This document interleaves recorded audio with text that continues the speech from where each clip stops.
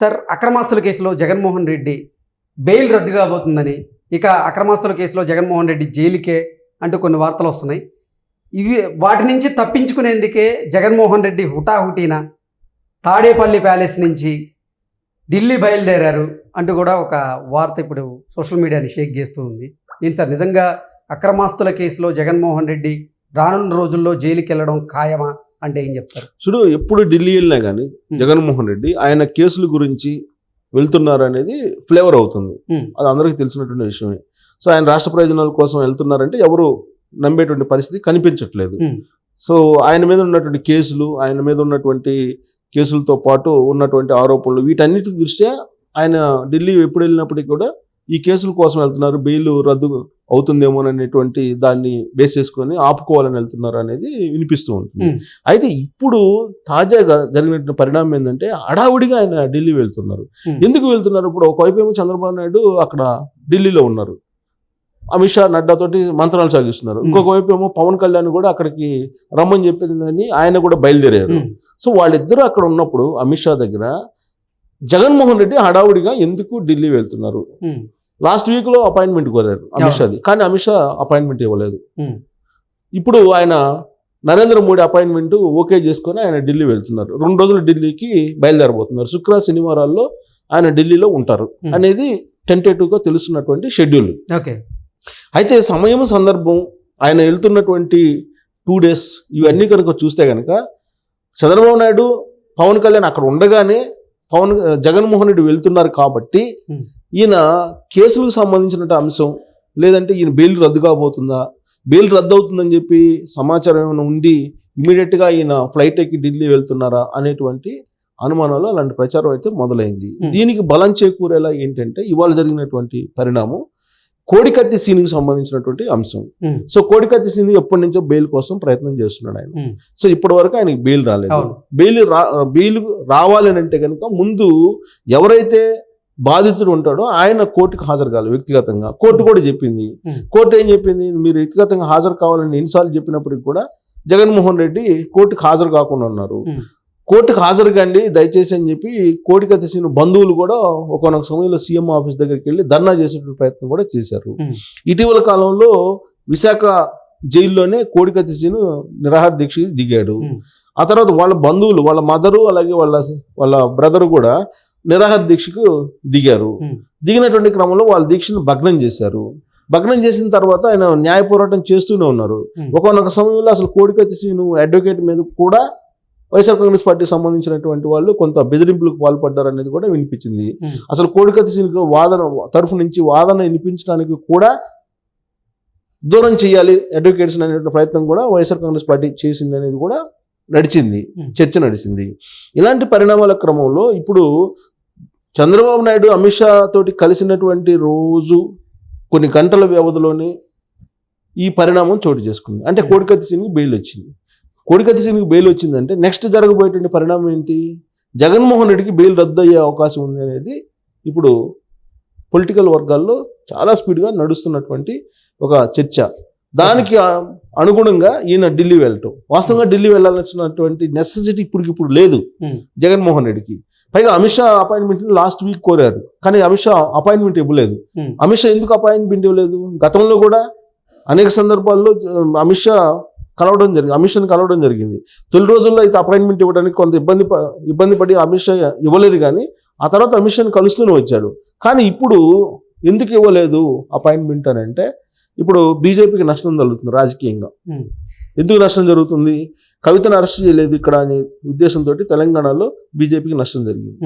అలాగే అవినాష్ రెడ్డికి సంబంధించి వివేకానంద రెడ్డి మర్డర్ కేసులో నిందితుడిగా ఉన్నటువంటి ఆయన్ని అరెస్ట్ చేయట్లేదు సిబిఐ అరెస్ట్ చేయడానికి ధైర్యం కూడా చేయలేకపోతుంది. దీని అంతటికి కారణం కేంద్ర ప్రభుత్వం, కేంద్ర హోంశాఖ మంత్రి అమిత్ షా యొక్క అండదండలు ఉన్నాయి. అందుకే అరెస్ట్ కావట్లేదు అనేది ప్రచారం బాగా వెళ్ళిపోయింది ఆంధ్రప్రదేశ్లో. సో వివేకానంద రెడ్డి మర్డర్ కేసుకు సంబంధించి సుప్రీంకోర్టు వరకు కూడా ఆయన కుమార్తె డాక్టర్ సునీతారెడ్డి పోరాడుతూ ఉన్నారు. ఇలాంటి పరిస్థితుల్లో ముందస్తు బెయిల్ ఇవ్వడంతో పాటు ఆయనకు అరెస్టు అనేది లేకుండా ఓన్లీ పేపర్ వరకే పరిమితం చేసి తప్పించారు అని అంటే దీని వెనుక ఖచ్చితంగా కేంద్ర ప్రభుత్వం ఉంది అని చెప్పి ఆంధ్రప్రదేశ్ ప్రజలు నమ్ముతున్నారు. ఉమ్. సో రాజకీయంగా తెలంగాణలో ఏ విధంగా అయితే నష్టపోయామో ఆంధ్రప్రదేశ్లో కూడా ఆ విధంగా నష్టపోవాల్సి వస్తుంది అనేది బీజేపీ గ్రహించింది. ఓకే, అందులో భాగంగానే ఈ మధ్య కాలంలో ఒక వార్త కూడా వచ్చింది సార్. వివేకానంద రెడ్డి హత్య కేసులో అవినాష్ రెడ్డి అరెస్ట్ కాబోతున్నారు అనేది కూడా 2 రోజుల నుంచి న్యూస్ బాగా స్ప్రెడ్ అవుతుంది సోషల్ మీడియాలో. ఆయన కూడా సుప్రీంకోర్టులో ఇప్పుడు ఆ ముందస్తు బెయిల్కి సంబంధించినటువంటి దాని మీద సునీతారెడ్డి ఛాలెంజ్ చేస్తూ అక్కడ పిటిషన్ వేశారు ఆవిడ. సో దాని మీద కూడా విచారణ రాబోతుంది సుప్రీంకోర్టులో. ఒకవైపు అది రాబోతుంది, ఇంకొక వైపు 10 ఏళ్లకు పైగా బెయిల్ మీద ఉన్నటువంటి జగన్మోహన్ రెడ్డి ఇష్యూ, ఇది దేశవ్యాప్తంగా కూడా చర్చ జరుగుతుంది. కొన్ని ఇతర దేశాలకు సంబంధించిన యూనివర్సిటీల్లో కూడా జగన్మోహన్ రెడ్డి కేసులు, ఆయన 10 ఏళ్ల పాటు బెయిల్ మీద ఉండటం, ఆయన సీఎం కావటం, సీఎం అయిన తర్వాత వ్యక్తిగత హాజరు నుంచి కూడా సిబిఐ కోర్టుకి హాజరు కాకుండా ఉపశమనం పొందటం, వీటన్నిటి అంశాల మీద ఒక చాప్టర్ తయారు చేసి అక్కడ ఉండేటువంటి యూనివర్సిటీలో ఒక కేస్ స్టడీ కింద పెట్టారనేది కూడా ఒకటి వినిపించింది వాస్తవం. కేస్ స్టడీ కింద పెట్టారని కూడా మనకు విదేశాల యూనివర్సిటీలో ఒక సబ్జెక్టు పొందుపరిచారు, ఒక సబ్జెక్ట్లో ఒక చాప్టర్ పొందుపరిచారని కూడా ఉంది. సో ఇలాంటి పరిస్థితుల్లో దేశవ్యాప్తంగా ఈ బెయిల్కి సంబంధించినటువంటి అంశం 10 ఏళ్ళ సంబరాలు ఈ మధ్యనే చేసుకున్నారు. 10 ఏళ్ళకు పైగా బెయిల్ మీద ఉన్నటువంటి జగన్మోహన్ రెడ్డి అనేది కొంతమంది కేక్ కూడా కట్ చేశారు. సో ఇది దేశ ప్రతిష్టకు కూడా దేశ ప్రతిష్టతో పాటు న్యాయస్థానాలు ఏదైతే ఉన్నాయో దేశంలో ఉండే న్యాయస్థానాలు వాటికి కూడా కొంత ఈ మరక పడేటువంటి అవకాశం ఉంది. న్యాయస్థానాల మీద కూడా 10 ఏళ్లకు పైగా బెయిల్ మీద ఉండి సీఎంగా ఉండి వ్యక్తిగతంగా హాజరుని నుంచి కూడా ఉపశమనం పొందుతున్నారంటే అసలు ఏం జరుగుతుంది భారతదేశంలో అనేది ప్రపంచవ్యాప్తంగా కూడా చర్చ జరిగేటువంటి సిచ్యువేషన్ నెలకొంది. ఇప్పుడు అలాంటి అపవాదుని ఎవరు మోయాలి? ఇప్పుడు కేంద్ర ప్రభుత్వం మోయాలి. కేంద్ర ప్రభుత్వంలో ఉండేటువంటి కీలకమైనటువంటి నేతలు ఎవరు? అమిత్ షా, నరేంద్ర మోడీ, వాళ్ళిద్దరూ మోయాల్సినటువంటి పరిస్థితి ఏర్పడింది. అంత అపవాదుని జగన్మోహన్ రెడ్డి కారణంగా ఎందుకు మోయాలి అని చెప్పి వాళ్ళు భావిస్తూ ఉన్నారు. అందుకే ఆయన గురించి పట్టించుకోకుండా ఆయనకు అపాయింట్మెంట్ కూడా నరేంద్ర మోడీ తొలి రోజుల్లో నిరాకరించినప్పటికీ ఇప్పుడు ఇచ్చారు. బట్ అమిత్ షా మాత్రం ఇప్పటివరకు కూడా కన్ఫర్మ్ చేయలేదు. అయినప్పటికీ ఢిల్లీ వెళ్తున్నారు జగన్మోహన్ రెడ్డి. ఢిల్లీ వెళ్ళి 2 days పాటు అక్కడే ఉండబోతున్నారు. అంటే ఆయన ఒకవైపు పొత్తులకు సంబంధించి ఎన్డీఏలో భాగస్వామ్యం కావాలని తెలుగుదేశం పార్టీ, జనసేన రెడీ అవుతున్నటువంటి సమయంలో జగన్మోహన్ రెడ్డి ఫ్లైట్ ఎక్కి ఢిల్లీ వెళ్ళడం అనేది కేవలం హైరాణ పడుతున్నారా, లేదంటే ఒకవేళ అక్కడ మొత్తం ఎన్డీఏలో భాగస్వామ్యం అవుతున్నారు కాబట్టి జగన్మోహన్ రెడ్డి బెయిల్ రద్దు అవుతుందా? బెయిల్ రద్దు అయితే ఇమీడియట్గా జైల్లో పోవాల్సి వస్తుంది జగన్మోహన్ రెడ్డి.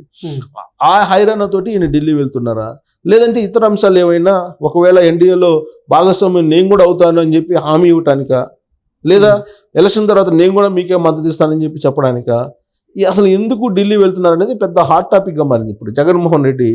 అంటే జనరల్గా వెళ్ళొచ్చు, ఢిల్లీ వెళ్ళొచ్చు, ఒక సీఎం కేంద్ర ప్రభుత్వంలో ఉండేటువంటి పెద్దలను కలవచ్చు, రాష్ట్రానికి సంబంధించినటువంటి అంశాల గురించి మాట్లాడచ్చు.